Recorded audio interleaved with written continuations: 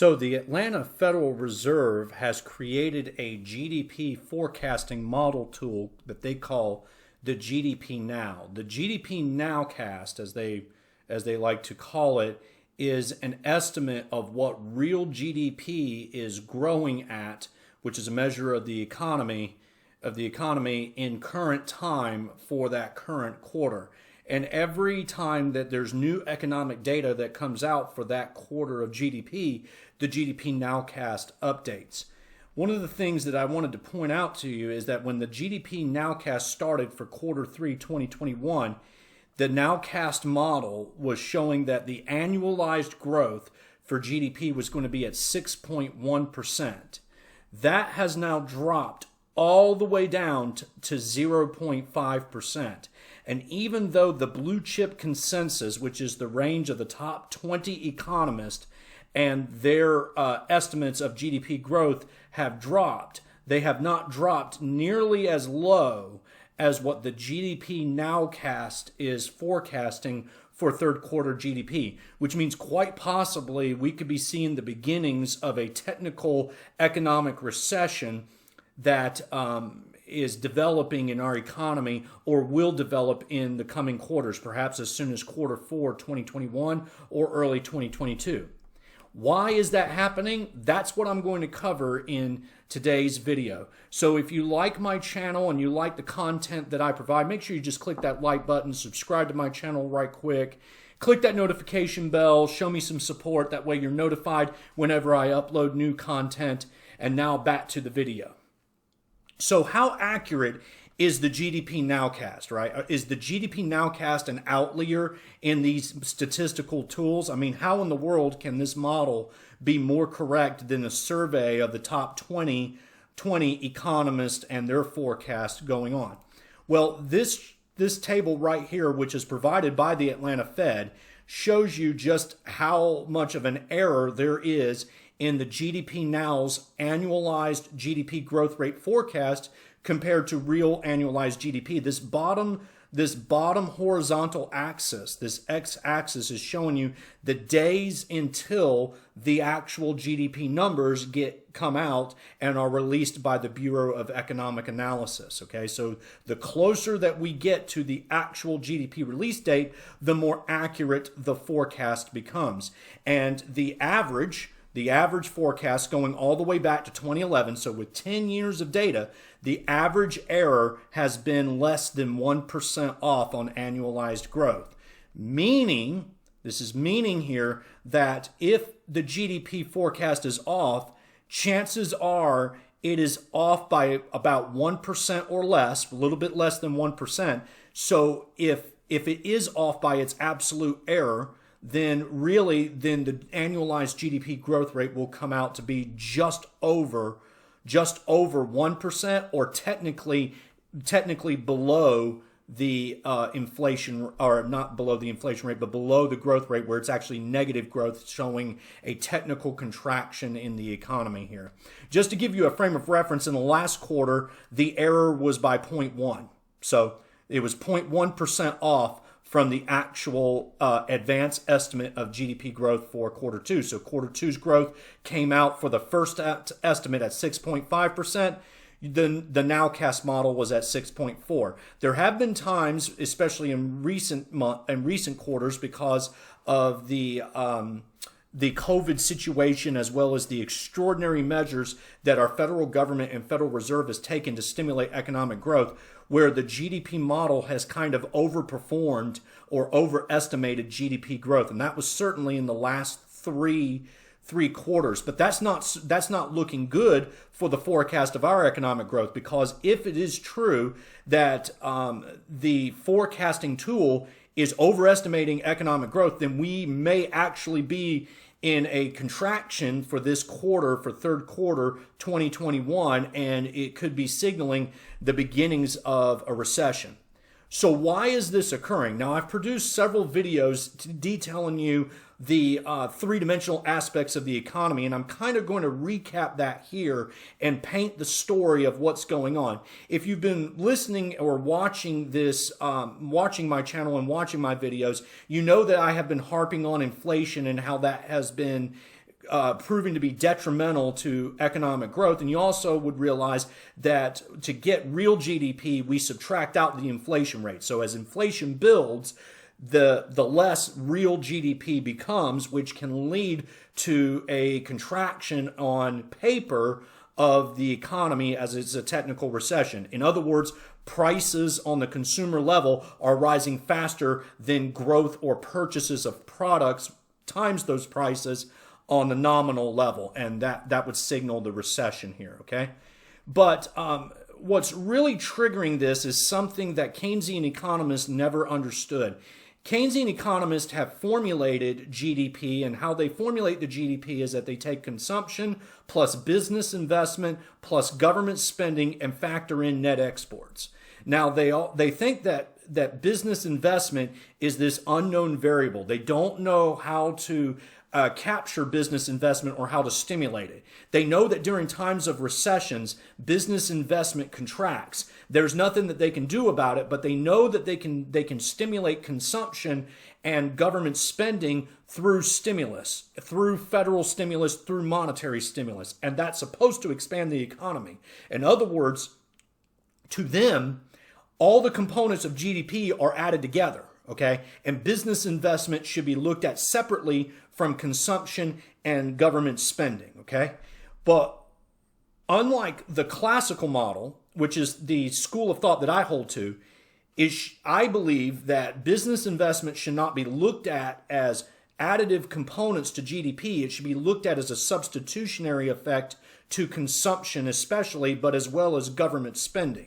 In other words, the more that we spend on consuming and buying final goods, the less we have to invest in the future of our economy, which is measured by gross domestic investment in the economy. That's that I component, that business investment component, okay, of GDP. The same is true with government spending. The more the government spends, the less businesses have to invest in real terms, especially because governments are consuming resources off the market. Same is true with consumers buying stuff at the supermarket. Now, we all produce to consume, so consumption is important, but it's important because it reflects that what we have produced is something of value. If at the end of the day what we produce is not of value, we're not going to buy it at the supermarket. Losses accumulate, those businesses go out of business, and those resources are freed up. That land, labor, and capital is freed up to be used by a business that produces something that we will purchase, we will consume. So we all work to consume, we don't consume to work. We all work to live, we don't live to work. That's something that I think Keynesians miss, and I think that's the reason why they're probably going to be caught blindsided by this weak economic growth that's about to come out. And since Wall Street tends to follow the mainstream analysis of economics, which is the Keynesian school, Wall Street could be captured, could be caught off guard by this, and it may signal some corrections coming in the stock and bond markets, particularly in the stock market. Okay, so this graph that I'm showing you here is in blue is your real GDP, and then this red graph is what I call NDP. Okay, so GDP stands for gross domestic product. Okay, what is gross domestic product? Well, it is the sales of all goods in the economy minus what goods we have used to consume to make the final good. So in other words, we create other goods to make the final good. We call those intermediate goods or capital goods. So GDP is the total sales in the economy of all goods minus what we have used up in intermediate goods, minus those intermediate goods sold to get that gross domestic product. But does that really tell us what's going on in the economy? Not quite.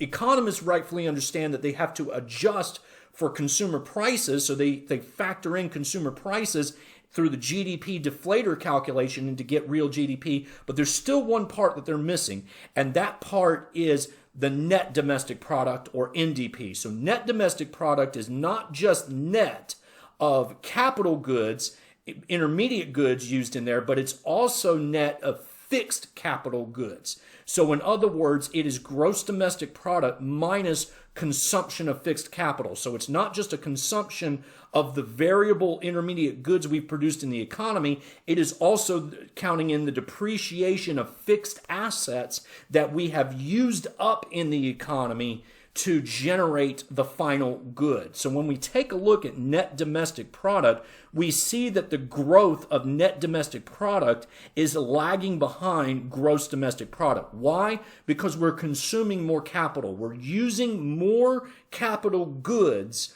up and not replacing those capital goods to generate more output or purchase more of that final product. So we're consuming more and investing less. In truthful terms, we are net investing less, as this chart shows. This chart in blue is what I call the net investment. It's the gross private domestic investment minus the consumption of fixed capital. This is the investment this is the purchases that businesses make on capital expenditures that they are used to produce more final goods. So it's more land, it is more cars that they have used, it's more developed final goods that are used to produce other more final goods by those businesses, okay?